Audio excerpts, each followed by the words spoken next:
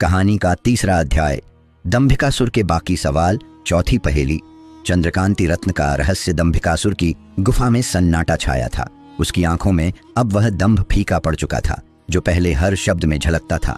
राजा विक्रमादित्य की बुद्धिमानी ने उसके अहंकार को बार बार झकझोरा था और अब वह अपनी अंतिम उम्मीदों को संजोए बैठा था। उसने गहरी सांस ली, अपनी विशाल भुजाएं फैलाईं और गुफा की चट्टानों को कंपाती आवाज में बोला, विक्रमादित्य, मत सोच कि तूने मेरे 3 सवाल हल करके मुझ पर विजय पाली। मेरे पास अभी 4 और पहेलियां हैं और एक भी गलती तुझे पत्थर की मूर्ति में बदल देगी। सुन मेरी चौथी पहेली। विक्रमादित्य ने अपनी तलवार की मूठ पर हाथ रखा। उनकी आंखों में न तो डर था न अधीरता। वे शांत चित्त होकर बोले, पूछ दंभिकासुर, तेरा हर कपट मेरी बुद्धि के सामने बौना साबित होगा। दंभिकासुर ने अपनी आंखें सिकोड़ी और उसकी आवाज में एक रहस्यमयी गहराई आ गई। सुन विक्रमादित्य, वह बोला, किसी प्राचीन नगर में जिसे लोग सूर्य नगरी कहते थे, एक धनी सेठ रहता था। उसका नाम था चंद्रदास। चंद्रदास की दौलत की चर्चा 7 समंदर पार तक थी। वह अपनी उदारता और व्यापारिक कुशलता के लिए विख्यात था, लेकिन उसकी सबसे अनमोल धरोहर थी चंद्रकांति रत्न। यह रत्न इतना चमकीला था कि रात के अंधेरे में भी वह सूरज की तरह उजाला बिखेरता था। लोग कहते थे कि इसे स्वयं चंद्रदेव ने धरती पर भेजा था और यह सुख समृद्धि का प्रतीक था। चंद्रदास ने इस रत्न को अपने महल के सबसे गुप्त तहखाने में रखा था। तहखाना 7 तालों से बंद था और उसकी चाबियां केवल चंद्रदास के पास थीं। वह रत्न को हर पूर्णिमा की रात बाहर निकालता और उसकी चमक में ध्यान करता, मानो उसमें कोई दैवीय रहस्य छिपा हो। लेकिन सूर्य नगरी में हर आंख उस रत्न पर नहीं थी जो उसे पूछती थी। कुछ आंखें थीं जो उसकी चमक में लालच देखती थीं। एक रात जब चांद की रोशनी सूर्य नगरी के मकानों पर बिखर रही थी, एक चोर चंद्रदास के महल में घुसा। उसका नाम था कालिया, एक ऐसा चोर जिसकी चतुराई की कहानियां सूर्य नगरी की गलियों में गूंजती थीं। कालिया ने चंद्रदास के तहखाने के ताले तोड़ने की कला में महारत हासिल की थी। वह रात के साए में छिपता और उसकी चाल इतनी हल्की थी कि पत्तों की सरसराहट भी उसका साथ नहीं देती थी। उस रात कालिया ने चंद्रदास के महल की दीवारें फांदी, तहखाने का रास्ता ढूंढा और 7 तालों को एक एक करके खोल दिया। चंद्रकांति रत्न को देखते ही उसकी आंखें लालच से चमक उठीं। उसने रत्न को एक काले कपड़े में लपेटा और गायब हो गया, जैसे हवा में घुल गया हो। अगली सुबह जब चंद्रदास ने तहखाना खोला तो उसका हृदय धक्के से रह गया। चंद्रकांति रत्न गायब था। उसका चेहरा पीला पड़ गया और वह दौड़ता हुआ सूर्य नगरी के राजा महेंद्रपाल के दरबार में पहुंचा। उसने आंसुओं से भीगी आंखों से कहा, महाराज, मेरा सब कुछ लुट गया। चंद्रकांति रत्न मेरे पूर्वजों की धरोहर था, उसे चुरा लिया गया है। कृपया मेरी मदद करें। महेंद्रपाल एक दयालु और न्यायप्रिय राजा थे। उन्होंने तुरंत अपने सबसे विश्वास पात्र सिपाही वीरेंद्र को बुलाया। वीरेंद्र की बुद्धि और साहस की कहानियां भी सूर्य नगरी में मशहूर थीं। राजा ने कहा, वीरेंद्र, इस चोरी की गुत्थी को सुलझाओ और चंद्रकांति रत्न को वापस लाओ। सूर्य नगरी की इज्जत तुम्हारे हाथों में है। वीरेंद्र ने बिना समय गंवाए खोज शुरू की। उसने सूर्य नगरी की गलियों, सरायों और बाजारों को छान मारा। कई रातों की जाग और कई लोगों से पूछताछ के बाद उसे एक सुराग मिला। एक बूढ़ा व्यापारी जो सूर्य नगरी की सबसे पुरानी सराय में ठहरा था ने बताया कि उसने कालिया को देखा था। कालिया ने रात के अंधेरे में उसे एक चमकीला रत्न दिखाया था, लेकिन यह नहीं बताया कि वह कहां से आया। वीरेंद्र की आंखें सिकुड़ गईं। उसने कालिया का पीछा शुरू किया। कई दिनों की खोज के बाद वीरेंद्र ने कालिया को एक सुनसान जंगल में पकड़ लिया। कालिया के पास अब वह रत्न नहीं था। उसे राजा के सामने पेश किया गया। कालिया ने कांपते स्वर में कहा, महाराज, मैंने रत्न चुराया था, यह सच है, लेकिन मैंने उसे एक नदी के किनारे छिपा दिया था। जब मैं उसे लेने वापस गया तो वह गायब था। शायद कोई और उसे ले गया। महेंद्रपाल ने कालिया को कैदखाने में डाल दिया और वीरेंद्र को नदी के किनारे खोज करने का आदेश दिया। लेकिन चंद्रदास का धैर्य जवाब दे रहा था। वह दरबार में आकर बोला, महाराज, चंद्रकांति रत्न मेरे लिए केवल धन नहीं, मेरे पूर्वजों की आत्मा है। अगर वह नहीं मिला तो मेरा जीवन व्यर्थ है। कई दिन बीत गए। वीरेंद्र ने नदी के किनारे हर पत्थर और हर झाड़ी छान मारी, लेकिन रत्न का कोई अता पता नहीं था। सूर्य नगरी में निराशा का माहौल छाने लगा। आखिरकार महेंद्रपाल ने अपने दरबार में एक सभा बुलाई। उन्होंने सारी प्रजा को आमंत्रित किया और घोषणा की जो कोई भी चंद्रकांति रत्न के बारे में कुछ जानता हो वह बिना डर के सामने आए, उसे उचित इनाम दिया जाएगा। सभा में सन्नाटा था। तभी भीड़ में से एक गरीब मछुआरा जिसका नाम था हरिया आगे आया। उसका चेहरा सादगी से भरा था और उसकी आंखों में डर के साथ साथ ईमानदारी झलक रही थी। उसने कांपते हाथों से एक छोटा सा कपड़ा खोला और उसमें चंद्रकांति रत्न चमक रहा था। उसने कहा, महाराज, मैंने यह रत्न नदी में मछली पकड़ते समय पाया था। मुझे नहीं पता था कि यह इतना कीमती है। मैंने इसे अपनी झोपड़ी में रख लिया क्योंकि यह मेरे बच्चों को रात में रोशनी देता था। जब मैंने आपकी घोषणा सुनी तो मैं इसे लौटाने चला आया। चंद्रदास ने रत्न को देखते ही उसे पहचान लिया। उसकी आंखें खुशी से भर आईं और वह हरिया के सामने झुक गया। तुमने मेरी जिंदगी बचा दी भाई, उसने कहा। महेंद्रपाल ने हरिया को एक थैला स्वर्ण मुद्राओं से भरा इनाम दिया और कालिया को चोरी के लिए 7 साल की सजा सुनाई। सूर्य नगरी में फिर से उत्सव का माहौल छा गया। दंभिकासुर ने अपनी कहानी खत्म की और विक्रमादित्य की ओर देखकर मुस्कुराया। अब बता विक्रमादित्य, वह बोला, इस कहानी में सबसे बड़ा दोषी कौन था? कालिया जिसने चोरी की, हरिया जिसने रत्न रख लिया, महेंद्रपाल जिन्होंने रत्न की खोज में इतना वक्त लिया, या फिर कोई और? विक्रमादित्य ने एक क्षण के लिए अपनी आंखें बंद की, मानो सारी कहानी को अपने मन में उतार रहे हों। फिर उन्होंने शांत स्वर में कहा, दंभिकासुर, सबसे बड़ा दोषी था चंद्रदास स्वयं। दंभिकासुर की आंखें आश्चर्य से फैल गईं। चंद्रदास, उसने चिल्लाकर कहा, वह तो पीड़ित था, तू यह कैसे कह सकता है? विक्रमादित्य ने अपनी तलवार की मूठ को और मजबूती से पकड़ा और बोले, सुन दुष्ट राक्षस, इसकी चमक लालचियों को आकर्षित कर सकती है। फिर भी उसने रत्न की सुरक्षा के लिए केवल 7 ताले लगाए, जिन्हें एक चतुर चोर आसानी से तोड़ सकता था। उसने न तो अपने तहखाने की रक्षा के लिए सिपाहियों की चौकसी बिठाई, न ही रत्न को किसी गुप्त स्थान पर छिपाया। उसकी यह लापरवाही ही चोरी की वजह बनी। कालिया ने चोरी की, यह उसका अपराध है, लेकिन वह एक चोर था, उससे और क्या उम्मीद की जा सकती थी? हरिया ने रत्न रख लिया क्योंकि उसे उसकी कीमत का पता नहीं था और उसने ईमानदारी से उसे लौटा दिया। महेंद्रपाल ने अपनी ओर से पूरी कोशिश की और अंत में रत्न मिल भी गया, लेकिन इस सारी घटना की जड़ थी चंद्रदास की लापरवाही। अगर वह अपने रत्न की रक्षा में सजग होता तो सूर्य नगरी को यह दिन न देखना पड़ता। इसलिए सबसे बड़ा दोषी चंद्रदास है। विक्रमादित्य का जवाब सुनकर दंभिकासुर का चेहरा मुरझा गया। गुफा में एक भारी सन्नाटा छा गया। दंभिकासुर की सांसें तेज हो रही थीं और उसकी मुट्ठियां कांप रही थीं। वह जानता था कि उसकी चौथी पहेली भी व्यर्थ गई। फिर भी उसने अपने अहंकार को संभाला और बोला, ठीक है विक्रमादित्य, तूने यह सवाल हल कर लिया, लेकिन मेरी अगली पहेली तुझे और उलझाएगी। सुन मेरी 5वीं पहेली। 5वीं पहेली। जीवंती का चमत्कार। दंभिकासुर ने गुफा की दीवार पर अपनी गदा ठोकी, जिससे चट्टानें कांप उठी। उसकी आंखों में क्रोध और निराशा का मिश्रण था, लेकिन वह हार मानने को तैयार नहीं था। उसने अपनी आवाज को और गंभीर करते हुए कहा, सुन विक्रमादित्य, किसी घने वन के किनारे एक छोटा सा गांव था जिसे लोग हरिपुर कहते थे। वहां एक बूढ़ा कारीगर रहता था जिसका नाम था विश्वकर्मा। विश्वकर्मा की उंगलियों में जादू था। वह लकड़ी से ऐसी मूर्तियां बनाता था कि देखने वाले दंग रह जाते। उसकी मूर्तियां इतनी जीवंत होती थीं कि लोग कहते, इनमें बस सांसों की कमी है। विश्वकर्मा का जीवन सादगी से भरा था। उसकी छोटी सी झोपड़ी में न तो सोने चांदी की चमक थी, न ही वैभव का ठाठ, लेकिन उसका हृदय इतना विशाल था कि वह हर जीव में प्रेम देखता था। एक दिन उसने अपनी सारी कला को एक मूर्ति में उतारने का फैसला किया। कई महीनों की मेहनत, रातों की जाग और अनगिनत प्रार्थनाओं के बाद उसने एक ऐसी मूर्ति बनाई जो देखने में बिल्कुल जीवित कन्या जैसी थी। उसने उसका नाम रखा जीवंती। जीवंती की आंखें ऐसी थीं जैसे तारे झिलमिलाते हों। उसकी मुस्कान ऐसी थी जैसे सूरज की पहली किरण। विश्वकर्मा ने उसे अपनी झोपड़ी में सबसे सुंदर कोने में रखा। वह उससे बातें करता, उसे रंग बिरंगे कपड़े पहनाता और हर सुबह उसके सामने फूल चढ़ाता। गांव वाले उसकी इस आदत को पागलपन कहते थे। बच्चे हंसते, बूढ़े सिर हिलाते और जवान कानाफूसी करते, लेकिन विश्वकर्मा को इन सब से कोई फर्क नहीं पड़ता था। वह कहता, जीवंती मेरी बेटी है, तुम्हें क्या पता उसमें मेरा प्रेम बसता है। हरिपुर में एक दिन एक अमीर व्यापारी आया जिसका नाम था धनपाल। धनपाल की आंखें हमेशा चमकती थीं, लेकिन उस चमक में लालच की छाया थी। उसने विश्वकर्मा की झोपड़ी में जीवंती को देखा और मंत्रमुग्ध हो गया। उसने विश्वकर्मा से कहा, बूढ़े, यह मूर्ति मुझे बेच दो, मैं तुम्हें इसके बदले 100 स्वर्ण मुद्राएं दूंगा। इतने धन से तुम्हारा बुढ़ापा सुख से कटेगा। विश्वकर्मा ने शांत स्वर में जवाब दिया, धनपाल, यह मूर्ति नहीं, मेरी बेटी है। इसे मैं किसी कीमत पर नहीं बेच सकता। धनपाल का चेहरा तमतमा गया।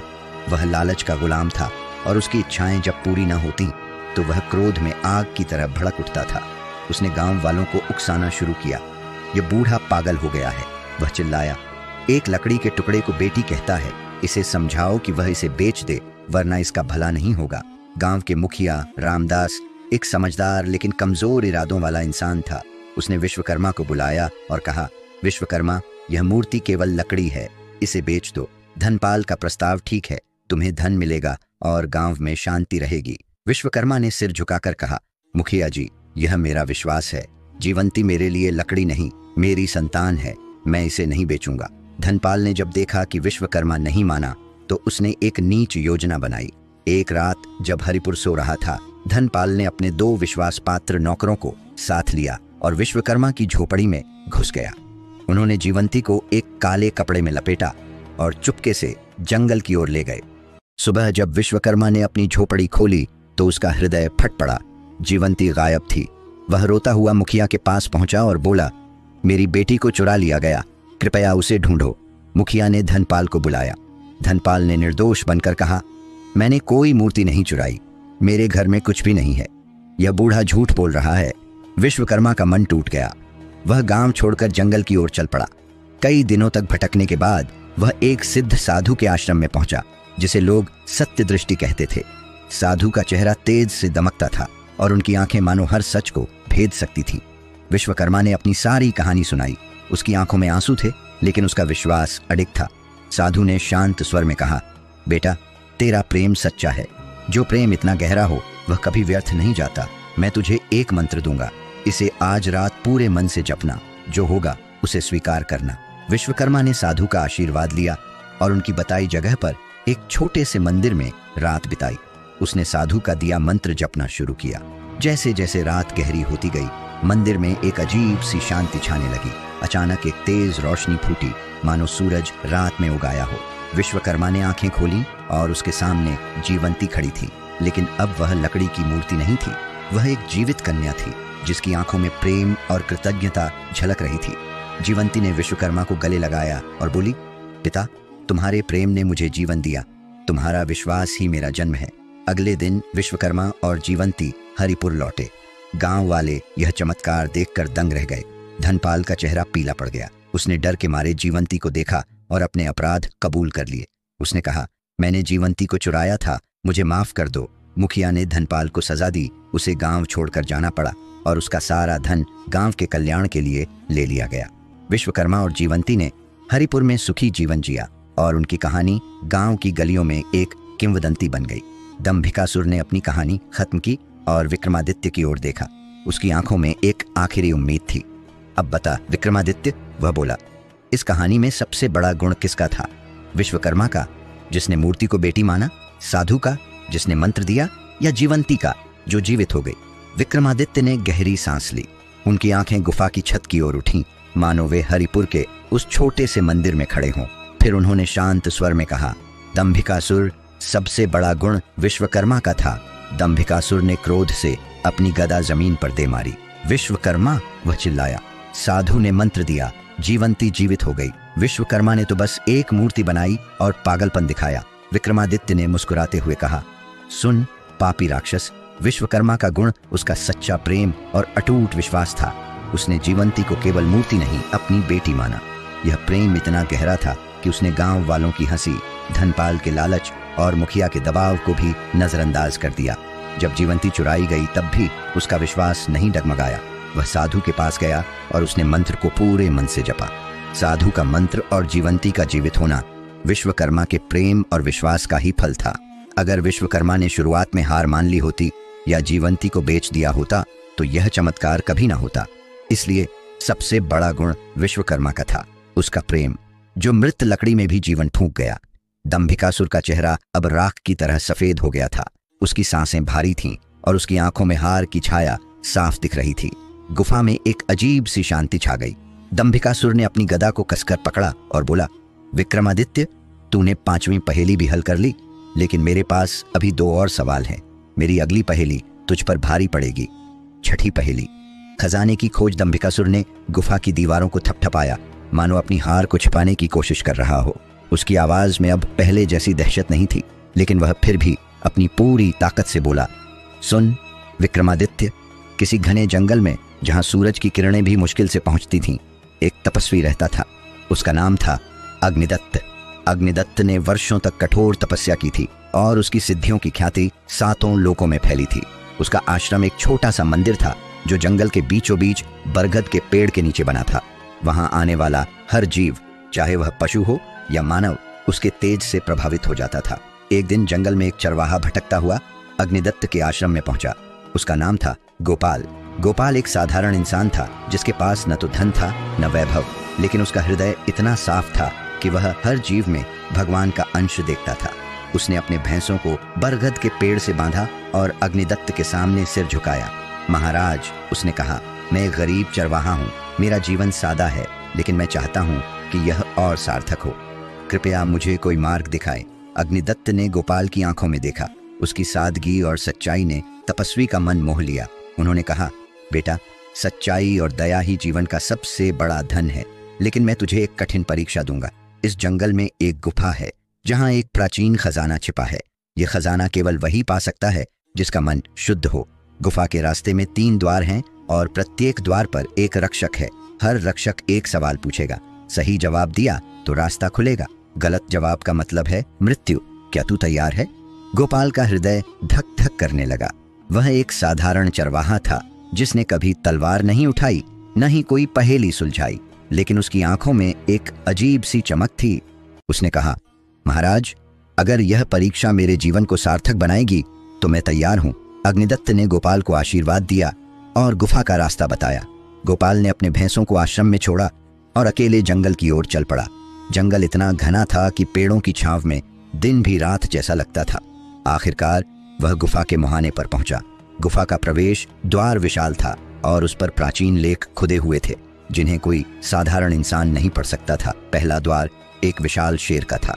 शेर की मानें आग की तरह लाल थीं और उसकी आंखें बिजली की तरह चमक रही थीं। उसने गरज कर पूछा, बता गोपाल, इस संसार में सबसे बलवान कौन है? गोपाल ने एक क्षण के लिए आंखें बंद की। उसने अपने जीवन के हर पल को याद किया। वह तूफान जिसमें उसने अपनी भैंसों को बचाया था, वह बाढ़ जिसमें उसने गांव वालों की मदद की थी। फिर उसने शांत स्वर में कहा, शेरराज, सबसे बलवान है समय, क्योंकि समय के सामने राजा, रंक और यहां तक कि तुम भी झुक जाते हो। शेर ने गोपाल को गौर से देखा। उसकी गरज रुक गई और वह एक ओर हट गया। पहला द्वार खुल गया। गोपाल ने गहरी सांस ली और आगे बढ़ा। दूसरा द्वार एक सर्प का था। सर्प इतना विशाल था कि उसका फन गुफा की छत को छू रहा था। उसकी आंखें आग की तरह दहक रही थीं और उसका फुफकार गुफा में गूंज रहा था। उसने पूछा, बता गोपाल, इस संसार में सबसे मूल्यवान क्या है? गोपाल ने अपने गांव को याद किया। वहां लोग धन के पीछे भागते थे, लेकिन गोपाल को हमेशा अपने परिवार और दोस्तों की मुस्कान सबसे कीमती लगती थी। उसने जवाब दिया, सर्पराज, सबसे मूल्यवान है सच्चाई, क्योंकि सच्चाई ही हर रिश्ते और विश्वास की नींव है। सर्प ने अपनी जीभ लपलपाई, मानो गोपाल के जवाब को परख रहा हो। फिर उसने अपना फन झुकाया और रास्ता दे दिया। दूसरा द्वार भी खुल गया। तीसरा द्वार एक वृद्धा का था। वह एक टूटी फूटी झोपड़ी में बैठी थी जिसके चारों ओर जंगल की लताएं लिपटी थीं। उसकी आंखें ढसी हुई थीं, लेकिन उनमें एक गहरी समझ झलक रही थी। उसने कमजोर स्वर में पूछा, बता गोपाल, सबसे बड़ा सुख क्या है? गोपाल ने अपने जीवन के सबसे सुखद पल याद किए। उसे वह दिन याद आया जब उसने एक भूखे बच्चे को अपनी रोटी दी थी और बच्चे की मुस्कान ने उसके मन को शांति दी थी। उसने कहा, माई, सबसे बड़ा सुख है दूसरों को सुख देना, क्योंकि इससे मन को जो शांति मिलती है वह किसी धन से नहीं मिलती। वृद्धा ने मुस्कुराकर गोपाल को देखा। उसकी झुर्रियों में एक गहरी संतुष्टि झलक रही थी। उसने अपना हाथ उठाया और तीसरा द्वार खुल गया। गोपाल अब गुफा के सबसे गहरे हिस्से में पहुंच चुका था। वहां एक विशाल कक्ष था जिसके बीचों बीच सोने चांदी से भरे संदूक, हीरे जवाहरात और अनमोल रत्न बिखरे पड़े थे। कक्ष की छत पर चमकते हुए पत्थर जड़े थे जो पूरे कक्ष को स्वर्ग जैसा बना रहे थे। लेकिन गोपाल की नजर उन चमकती चीजों पर नहीं रुकी। उसने एक छोटा सा हीरा देखा जो एक कोने में पड़ा था। वह हीरा सादा था, लेकिन उसमें एक अजीब सी चमक थी। गोपाल ने उसे उठाया और वापस लौट पड़ा।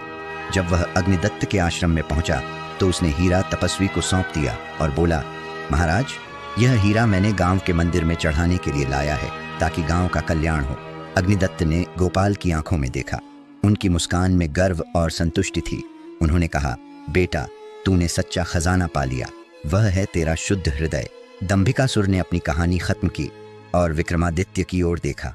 उसकी आंखों में अब डर साफ झलक रहा था। अब बता विक्रमादित्य, वह बोला, गोपाल की सबसे बड़ी जीत क्या थी? खजाने तक पहुंचना, सवालों के जवाब देना, या हीरा तपस्वी को सौंपना? विक्रमादित्य ने गुफा की छत की ओर देखा, मानो गोपाल की सादगी को अपने मन में उतार रहे हों। फिर उन्होंने शांत स्वर में कहा, दंभिकासुर, गोपाल की सबसे बड़ी जीत थी उसकी निस्वार्थता। दंभिकासुर ने गुस्से से अपनी गदा फेंकी, जो गुफा की दीवार से टकराकर चूर चूर हो गई। निस्वार्थता, वह चिल्लाया। उसने खजाना पाया, सवाल हल किए, हीरा दान किया। तू इसे निस्वार्थता क्यों कहता है? विक्रमादित्य ने अपनी तलवार को जमीन पर टिकाया और बोले, सुन पापी राक्षस, गोपाल एक साधारण चरवाहा था जिसके पास कुछ भी नहीं था। फिर भी उसने खजाने की लालच को ठुकरा दिया। उसने तीनों रक्षकों के सवालों का जवाब अपनी सादगी और सच्चाई से दिया। जब वह खजाने तक पहुंचा तो उसने सारा धन छोड़कर केवल एक हीरा लिया, वह भी अपने लिए नहीं, गांव के कल्याण के लिए। उसकी निस्वार्थता ही वह शक्ति थी जिसने उसे हर द्वार पर विजय दिलाई। खजाना पाना, सवाल हल करना और हीरा दान करना, ये सब उसकी निस्वार्थता के परिणाम थे। यही उसकी सबसे बड़ी जीत थी। दंभिकासुर का चेहरा अब पूरी तरह टूट चुका था। उसकी सांसें रुक रुक कर आ रही थीं। गुफा में एक भयावह सन्नाटा छा गया। वह जानता था कि उसकी छठी पहेली भी विक्रमादित्य की बुद्धि के सामने हार गई। उसने कांपते स्वर में कहा, विक्रमादित्य, मेरी आखिरी पहेली, यह तुझे जरूर उलझाएगी। सुन मेरी सातवीं और अंतिम पहेली। सातवीं पहेली, सत्य विजय तलवार का रहस्य। दंभिकासुर ने अपनी सारी शक्ति एकत्र की। उसकी आंखें आग की तरह दहक रही थीं, लेकिन उसका शरीर कांप रहा था। वह जानता था कि यह उसका आखिरी मौका था। उसने गुफा की छत की ओर देखा, मानो अपने वरदान को याद कर रहा हो, और फिर बोला, सुन विक्रमादित्य, किसी प्राचीन राज्य में, जिसे लोग धर्मनगरी कहते थे, दो भाई रहते थे। बड़ा भाई था रघु और छोटा भाई था मधु। दोनों एक ही गुरु विश्वामित्र के शिष्य थे। विश्वामित्र की तपस्या और युद्ध कला की ख्याति तीनों लोकों में थी। रघु और मधु दोनों युद्ध कला में निपुण थे, लेकिन उनके स्वभाव एकदम अलग थे। रघु का हृदय दया और करुणा से भरा था। वह हर जरूरतमंद की मदद करता, चाहे वह कितना ही छोटा क्यों न हो। मधु दूसरी ओर स्वार्थी और क्रोधी था। वह हमेशा अपनी ताकत और ख्याति की तलाश में रहता था। फिर भी दोनों भाइयों में एक गहरी दोस्ती थी, जो उनके गुरु के आश्रम में पनपी थी। एक दिन विश्वामित्र ने दोनों भाइयों को अपने पास बुलाया। उनके सामने एक तलवार रखी थी जिसका नाम था सत्य विजय। यह तलवार साधारण नहीं थी। इसका फल चांदी की तरह चमकता था और उसकी मूठ पर प्राचीन मंत्र खुदे हुए थे। विश्वामित्र ने कहा, यह तलवार केवल वही धारण कर सकता है जिसका हृदय सच्चाई और न्याय से भरा हो। मैं तुम दोनों को एक परीक्षा दूंगा। जो इस तलवार को उठा लेगा वही इसका असली हकदार होगा। परीक्षा थी एक खतरनाक राक्षस को हराने की। यह राक्षस, जिसका नाम था कालवृक, धर्मनगरी के पास के जंगल में रहता था। वह रात के अंधेरे में गांव वालों पर हमला करता, उनके पशुओं को मारता और खेतों को तबाह करता। विश्वामित्र ने कहा, जो राक्षस को हराएगा और गांव वालों को बचाएगा वही सत्य विजय तलवार का हकदार होगा। रघु और मधु ने अपने हथियार संभाले और जंगल की ओर चल पड़े। रास्ते में उन्हें एक बूढ़ी औरत मिली जो भूख से तड़प रही थी। उसकी आंखें धंसी हुई थीं और उसका शरीर कांप रहा था। रघु ने तुरंत अपनी थैली से रोटी निकाली और उसे दे दी। उसने कहा, माई, इसे खाओ, तुम्हारा पेट भरेगा तो मेरा मन शांत होगा। मधु ने तिरस्कार से कहा, रघु, यह वक्त दान पुण्य का नहीं है। राक्षस को मारने चल, वरना तलवार हमसे छिन जाएगी। लेकिन रघु ने उसकी बात अनसुनी कर दी और बूढ़ी औरत को पानी भी पिलाया। आगे बढ़ने पर उन्हें एक घायल हिरण मिला। उसका पैर एक जाल में फंस गया था और वह दर्द से कराह रहा था। रघु ने तुरंत हिरण को जाल से आजाद किया और उसकी मरहम पट्टी की। उसने हिरण को पानी पिलाया और उसे जंगल में सुरक्षित छोड़ा। मधु फिर बिगड़ा, रघु, तू पागल है। यह हिरण हमारा क्या बिगाड़ेगा? राक्षस को मारने में देर हो रही है। रघु ने शांत स्वर में कहा, मधु, हर जीव की जान कीमती है। अगर हम इसे नहीं बचाएंगे तो राक्षस को मारने का क्या फायदा? आखिरकार दोनों राक्षस की गुफा के पास पहुंचे। कालवृक का रूप भयानक था। उसकी आंखें कोयले की तरह जल रही थीं और उसके नाखून तलवारों की तरह तेज थे। उसने गांव वालों को घेर रखा था जो डर से कांप रहे थे। रघु ने तुरंत गांव वालों को बचाने की योजना बनाई। उसने कालवृक का ध्यान अपनी ओर खींचा और चिल्लाया, कालवृक, अगर हिम्मत है तो मुझसे लड़। कालवृक ने रघु पर हमला किया। रघु ने अपनी तलवार से उसका मुकाबला किया, लेकिन उसका मकसद गांव वालों को बचाना था। उसने कालवृक को गुफा से दूर खींच लिया ताकि गांव वाले भाग सकें। इस बीच मधु ने मौका देखा और कालवृक की पीठ पर तलवार से वार किया। कालवृक घायल हो गया और दहाड़ता हुआ जंगल में भाग गया। मधु ने जोर से चिल्लाया, मैंने राक्षस को हराया, सत्य विजय तलवार मेरा हक है। दोनों भाई विश्वामित्र के आश्रम में लौटे। मधु ने अपनी वीरता की कहानी सुनाई, लेकिन रघु चुप रहा। विश्वामित्र ने दोनों को सत्य विजय तलवार के पास ले जाकर कहा, अब इसे उठाओ। मधु ने तलवार को उठाने की कोशिश की। उसने अपनी सारी ताकत लगा दी, लेकिन तलवार टस से मस न हुई। उसका चेहरा क्रोध से लाल हो गया। फिर रघु ने तलवार को छुआ। जैसे ही उसका हाथ तलवार की मूठ पर पड़ा, तलवार हल्की हो गई और स्वयं उसके हाथ में आ गई। वह चमकने लगी, मानो सूरज की किरणें उसमें समा गई हों।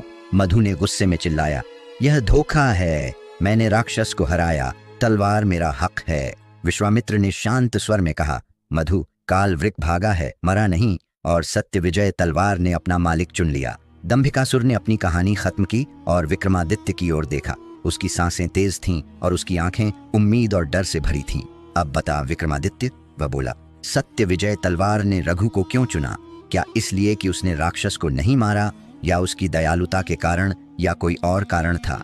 विक्रमादित्य ने गुफा की दीवारों को देखा, मानो रघु और मधु की कहानी उनके सामने जीवंत हो रही हो। फिर उन्होंने शांत स्वर में कहा, दंभिकासुर, सत्य विजय तलवार ने रघु को इसलिए चुना क्योंकि उसका हृदय सत्य और न्याय से भरा था। दंभिकासुर ने गुस्से से अपनी मुट्ठियां भींची। यह क्या जवाब है? वह चिल्लाया। रघु ने तो राक्षस को मारा भी नहीं। उसकी दयालुता बूढ़ी औरत और हिरण के लिए थी, राक्षस से लड़ने में नहीं। विक्रमादित्य ने अपनी तलवार को जमीन पर टिकाया और बोले, सुन दुष्ट राक्षस, सत्य विजय तलवार केवल वीरता की प्रतीक नहीं थी, बल्कि सत्य और न्याय की प्रतीक थी। मधु ने कालवृक पर वार किया, लेकिन उसका मकसद केवल तलवार हासिल करना था। उसने न तो गांव वालों की चिंता की, न ही रास्ते में किसी की मदद की। उसका हृदय स्वार्थ और क्रोध से भरा था। रघु ने गांव वालों को बचाने के लिए अपनी जान जोखिम में डाली। उसने बूढ़ी औरत और हिरण की मदद करके दिखाया कि उसका हृदय निस्वार्थ और दयालु है। उसने कालवृक से लड़ते समय भी सत्य का साथ दिया। वह गांव वालों को बचाना चाहता था, न कि केवल तलवार जीतना। सत्य विजय तलवार ने रघु को इसलिए चुना क्योंकि उसने सच्चाई और न्याय को अपने हर कदम पर जिया। यही उसका असली गुण था। दंभिकासुर का चेहरा अब पूरी तरह ढह चुका था। उसकी आंखें खाली थीं और उसका शरीर कांप रहा था। गुफा में एक भयावह सन्नाटा छा गया। वह जानता था कि उसकी सातवीं और अंतिम पहेली भी विक्रमादित्य की बुद्धि के सामने हार गई। उसने कांपते स्वर में कहा, विक्रमादित्य, तूने मेरे सारे सवालों का जवाब दे दिया। अंतिम मुकाबला। सत्य की विजय। विक्रमादित्य ने गुफा की छत की ओर देखा, मानो सत्य दृष्टि साधु और अग्निदत्त का आशीर्वाद उनके साथ हो। फिर उन्होंने गर्जना की, हाँ दंभिकासुर, मैंने तेरे 7 सवालों का जवाब दे दिया। तेरा वरदान, जिसे तूने अपनी ताकत समझा था, अब तुझ पर ही भारी पड़ गया है। बोल, अब तू क्या करेगा? तेरे अत्याचारों का हिसाब चुकाने का वक्त आ गया है। दंभिकासुर की आंखों में अब केवल डर बाकी था। उसने चिल्लाकर कहा, नहीं विक्रमादित्य, तू मेरे सवालों को हल कर सकता है, लेकिन मुझे युद्ध में नहीं हरा सकता। आ, मुझसे मल युद्ध कर और देख तेरा क्या हाल होता है। विक्रमादित्य ने अपनी तलवार निकाली। उसका फल चांदनी की तरह चमक रहा था और उसकी मूठ पर नक्काशी चमक रही थी। उन्होंने कहा, ठीक है दंभिकासुर, अगर युद्ध ही तेरा अंतिम रास्ता है तो मैं तैयार हूं, लेकिन याद रख, यह युद्ध केवल मेरे और तेरे बीच नहीं, बल्कि सत्य और असत्य के बीच है। दंभिकासुर ने अपनी विशाल गदा उठाई। गदा इतनी भारी थी कि उसे उठाने से गुफा की जमीन हिल गई। उसने गदा को हवा में लहराया और विक्रमादित्य पर टूट पड़ा। गुफा में धूल का गुबार उठा और चट्टानें कांपने लगीं। दंभिकासुर की हर चाल में उसका क्रोध और निराशा झलक रही थी, लेकिन विक्रमादित्य की फुर्ती और युद्ध कौशल के सामने उसकी ताकत कम पड़ने लगी। विक्रमादित्य ने एक तेज चाल से दंभिकासुर की गदा को चकनाचूर कर दिया। गदा के टुकड़े गुफा की दीवारों से टकराकर बिखर गए। दंभिकासुर ने दहाड़कर कहा, यह नहीं हो सकता, मैं अमर हूं। विक्रमादित्य ने कहा, दंभिकासुर, तेरा अंत निश्चित है। तूने अपने वरदान का दुरुपयोग करके कितने ही निर्दोषों को पत्थर बनाया। तूने कितने घर उजाड़े, कितने सपने तोड़े। अब तेरे पापों का घड़ा भर चुका है। इतना कहकर विक्रमादित्य ने अपनी तलवार को हवा में लहराया। तलवार पर एक तेज रोशनी चमकी, मानो स्वयं सूर्यदेव उसमें समा गए हों। उन्होंने एक ऐसा वार किया कि दंभिकासुर की छाती चीर गई। दंभिकासुर ने आखिरी सांस लेते हुए कहा, विक्रमादित्य, तू सचमुच वीर श्रेष्ठ है। और वह धराशायी हो गया। उसी क्षण गुफा में एक तेज रोशनी फूटी। लखन और महेंद्र की पत्थर की मूर्तियां जो गुफा के प्रवेश द्वार पर खड़ी थीं, फिर से जीवित हो उठीं। उनकी आंखों में जीवन की चमक लौट आई। गुफा में बंधे सारे लोग जिन्हें दंभिकासुर ने अपने छल से कैद किया था, आजाद हो गए। गुफा की दीवारों पर खुदे हुए भयानक चित्र धीरे धीरे मिटने लगे और एक पवित्र शांति छा गई। विक्रमादित्य ने लखन और महेंद्र को देखा। दोनों भाई अभी भी सदमे में थे, लेकिन उनकी आंखों में कृतज्ञता थी। विक्रमादित्य ने कहा, लखन, महेंद्र, तुम अब आजाद हो। तुम्हारी माँ और भाभी तुम्हारा इंतजार कर रही हैं। चलो अपने घर लौट चलें। बूढ़ी माँ का मिलन विक्रमादित्य लखन और महेंद्र को लेकर उस गांव पहुंचे जहां बूढ़ी माँ और उसकी बहू रहती थीं। गांव का नाम था आनंदपुर। आनंदपुर एक छोटा सा गांव था जहां खेतों की हरियाली और नदी की कलकल गूंजती थी। लेकिन बूढ़ी माँ के घर में कई महीनों से सन्नाटा पसरा था। जब विक्रमादित्य ने गांव में प्रवेश किया तो गांव वालों ने उनका स्वागत किया, लेकिन बूढ़ी माँ को जैसे ही पता चला कि उसके बेटे लौट आए हैं, वह दौड़ती हुई अपने घर के आंगन में आई। उसने लखन और महेंद्र को देखा। उसकी आंखें आंसुओं से भर गईं और उसका कांपता हुआ शरीर खुशी से थरथराने लगा। वह चिल्लाई, मेरे लाल, तुम जिंदा हो। वह दोनों को गले लगाने दौड़ी और उसकी बहू जो पास ही खड़ी थी भी रोते हुए उनके पास आई। दोनों बेटों ने अपनी माँ को गले लगाया और आंगन में एक ऐसी खुशी छा गई जो शब्दों से परे थी। बूढ़ी माँ ने विक्रमादित्य के चरणों में सिर रख दिया। महाराज, उसने कांपते स्वर में कहा, आपने मेरे सूने जीवन में फिर से रोशनी भर दी। आप साक्षात नारायण हैं। विक्रमादित्य ने उसे प्यार से उठाया और कहा, माई, यह मेरा कर्तव्य था। तुम्हारे बेटों को दंभिकासुर ने अपने छल से पत्थर बना दिया था। उसने न जाने कितने लोगों को कैद किया था, लेकिन अब वह राक्षस मारा गया है और तुम्हारा परिवार फिर से एक हो गया है। लखन ने आगे बढ़कर कहा, महाराज, हमने सुना था कि दंभिकासुर को कोई नहीं हरा सकता, लेकिन आपने न केवल उसे हराया बल्कि हमें भी आज़ादी दी। हम आपके आर्णी हैं। महेंद्र ने कहा, महाराज, हमारी माँ और भाभी ने हमें बताया कि आपने उनके दुख में कितना साथ दिया। हमारा जीवन अब आपका है। विक्रमादित्य ने मुस्कुराकर कहा, लखन, महेंद्र, तुम्हारा जीवन तुम्हारी माँ और गांव के लिए है। इसे सुख और सेवा से भर दो, यही मेरा इनाम होगा। आनंदपुर में उस दिन उत्सव का माहौल छा गया। गांव वाले ढोल नगाड़ों के साथ नाचने लगे, औरतें मंगल गीत गाने लगीं और बच्चे विक्रमादित्य के पीछे पीछे दौड़ने लगे। बूढ़ी माँ ने अपने घर में एक छोटा सा भोज रखा जिसमें विक्रमादित्य को सबसे ऊंचा स्थान दिया गया। उपसंहार। विक्रमादित्य की वापसी। कई दिनों तक आनंदपुर में रुकने के बाद विक्रमादित्य अपने राज्य उज्जैनी की ओर लौटे।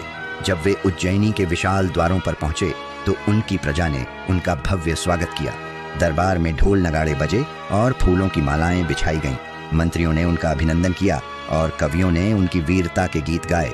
विक्रमादित्य ने अपने दरबार में बैठकर दंभिकासुर की पूरी कहानी सुनाई। उन्होंने कहा, मेरी प्रजा, यह युद्ध केवल एक राक्षस के खिलाफ नहीं था। यह युद्ध था सत्य और असत्य के बीच, बुद्धि और अहंकार के बीच। दंभिकासुर ने अपने वरदान का दुरुपयोग करके कई निर्दोषों को कष्ट दिया, लेकिन सत्य और बुद्धि के सामने कोई अहंकार टिक नहीं सकता। हमें हमेशा अपनी प्रजा की भलाई के लिए काम करना चाहिए, चाहे कितनी भी कठिनाई आए। उस दिन से उज्जैनी में एक नया जोश छा गया। लोग विक्रमादित्य की बुद्धिमानी और वीरता की कहानियां गाने लगे। बूढ़ी माँ, लखन और महेंद्र की कहानी भी दूर दूर तक फैली और वह एक प्रेरणा बन गई। दंभिकासुर का नाम इतिहास के अंधेरे में दफन हो गया, लेकिन विक्रमादित्य का नाम सूरज की तरह चमकता रहा।